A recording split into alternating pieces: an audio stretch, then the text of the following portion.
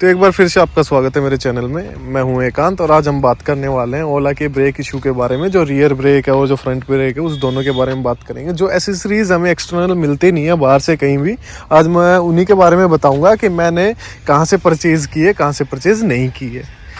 मैं जब स्टोर गया था इसकी एसेसरीज़ को ख़रीदने के लिए, मतलब कि इसके ब्रेक शू डलवाने के लिए गया और ब्रेक वायर डलवाने के लिए गया, तो उसका जो मतलब कॉस्ट था वो सुन के मैं ना शॉक हो गया। क्योंकि इसकी जो ब्रेक वायर का कॉस्ट था वो 2560 था रियर वाली का, और जो फ्रंट टायर की थी वो 1600 रुपये की थी। और एक्सटर्नल मतलब जो बाहर ये जो बोलते हैं ना ब्रेक शू जिसे बोलते हैं ब्रेक लेदर, वो ब्रेक लेदर अलग से 700 रुपये का था कंपनी के अंदर।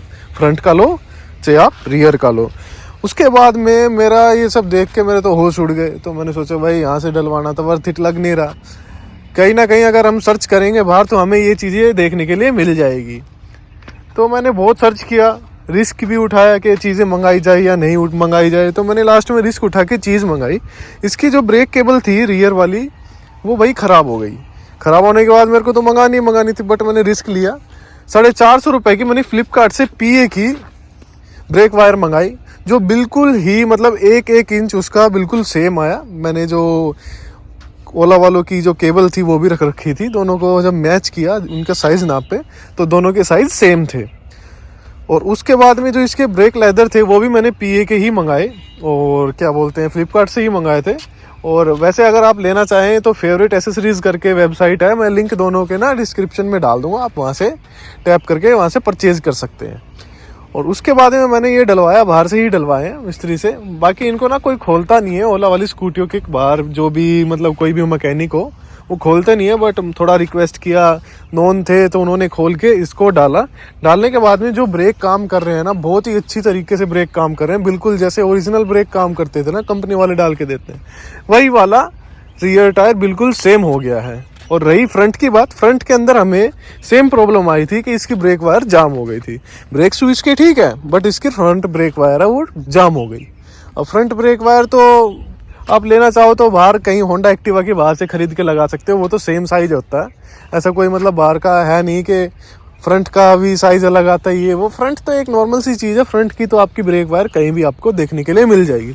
बट जो रियर थिंग है ना, वो रियर जो है वो रियर कहीं भी देखने के लिए नहीं मिलती। मैं बाहर बहुत ही परेशान हुआ मैकेनिकों के पास।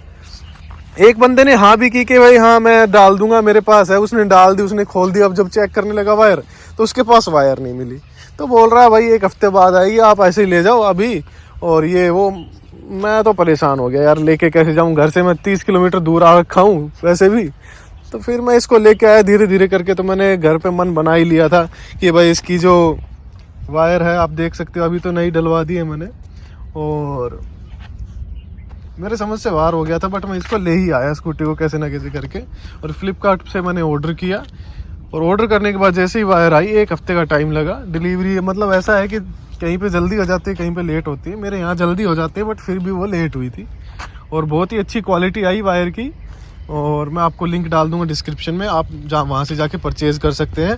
और मतलब कि बोलते हैं ना, ढूंढे तो सब चीज़ों का सॉल्यूशन मिल जाता है कहीं ना कहीं।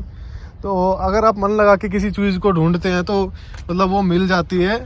और ये जो ओला वाले इतना एक्सपेंसिव चीज़ें डाल रहे हैं ना, पूरी असेंबली बोल के असेंबली चेंज करेंगे, जब असेंबली की ज़रूरत ही नहीं है, तो वो सब ना वर्थ इट नहीं है।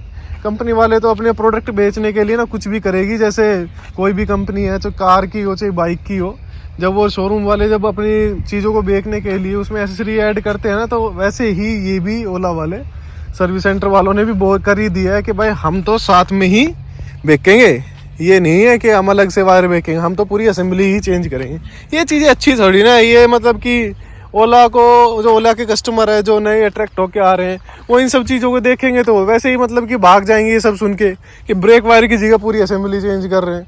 अरे भाई हम सोच रहे हैं कि ठीक है, आपने माना होगा कि कुछ ना कुछ मतलब आपने सोच के ही पूरी असेंबली चेंज करने का ये आइडिया आपने लगाया। बट ऐसे थोड़ी ना है यार, कोई भी स्कूटी परचेज कर रहा है और आप सीधा ही ये डालने के लिए बोल रहे हो पूरी असेंबली चेंज करेंगे। किसी के पास 2500 रुपया नहीं हो फिर वो क्या करेगा। बंदे वैसे ही EMI पे स्कूटी वगैरह खरीदते हैं, और आपने इतना एक्सपेंसिव अपना मेंटेनेंस डाल रखा है। बाकी ठीक है, चीज़ आप अगर ढूंढोगे तो आपको देखने के लिए मिलेगी। और वैसे स्कूटी चलने वाइज ओके है, ना ही ऐसा कोई प्रॉब्लम आया स्कूटी के अंदर और ना ही इन फ्यूचर कभी आएगा, क्योंकि अगर आप इनकी केयर करोगे, आप इनको अच्छे से चमका के रखोगे और इनका अच्छे से मेंटेनेंस कराओगे तो स्कूटी अच्छी ही चलेगी। और टाइम टू टाइम इनका अच्छे से मेंटेनेंस कराएं। और अगर ऐसी वीडियो अगर आपको देखनी है तो चैनल को सब्सक्राइब कर लीजिए ऐसी यूज़फुल टिप्स के लिए।